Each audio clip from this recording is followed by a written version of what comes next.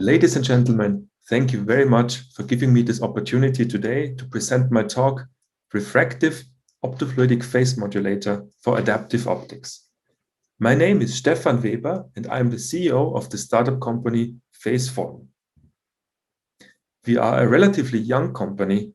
We have only been founded half a year ago as an independent startup, but our technology has been in the making for much longer, since 2014, at the chair of micro-optics at the Department of Microsystems Engineering of the University of Freiburg in Germany. Our company develops adaptive optic systems based on refractive hardware and software components. As you all know, AO has celebrated enormous successes in astronomy, compensating for atmospheric disturbances, so that today almost all the information we receive about the universe from ground telescopes comes from systems with sophisticated adaptive optics. As shown by the example of the planet Neptune, AO makes the use of space telescopes obsolete in most cases.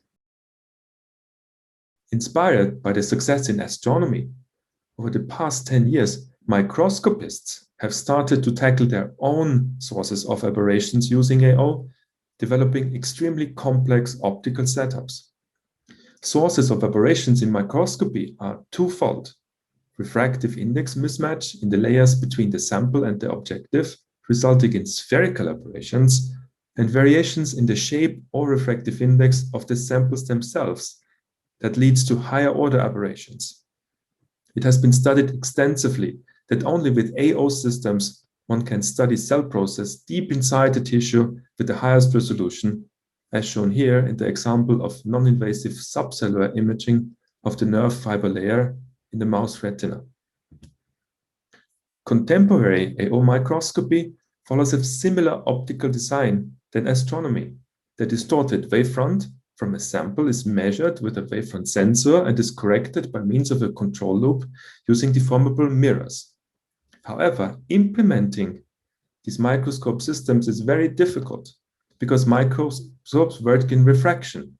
So for them to be able to correct the light with a deformable mirror, the beam has to be brought outside the microscope, measured, corrected there, and then be directed back in again.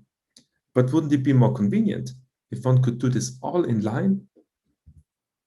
Here on the right-hand side, I'm showing you a fully inline microscopy system that is enabled by our technology, one we call Deformable Phase Plate, or DPP, which, unlike the mirrors, works in refraction.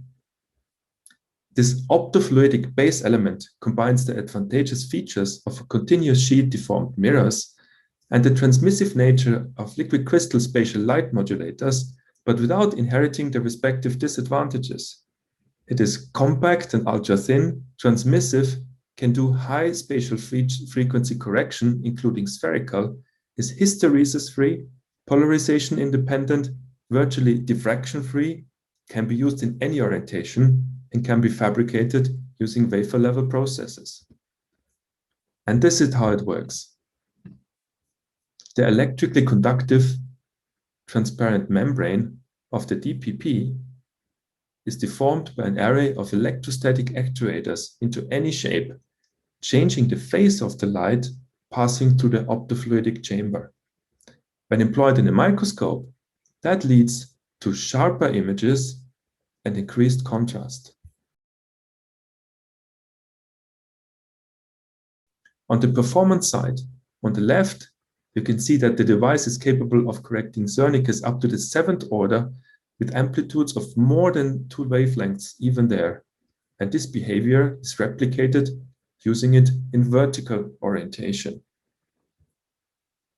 To showcase our vision of high-performance adaptive optics accessible to all, we built a fully reflective wide-field fluorescence microscope with an AO system based on the DPP and a so-called sensorless wavefront estimation algorithm.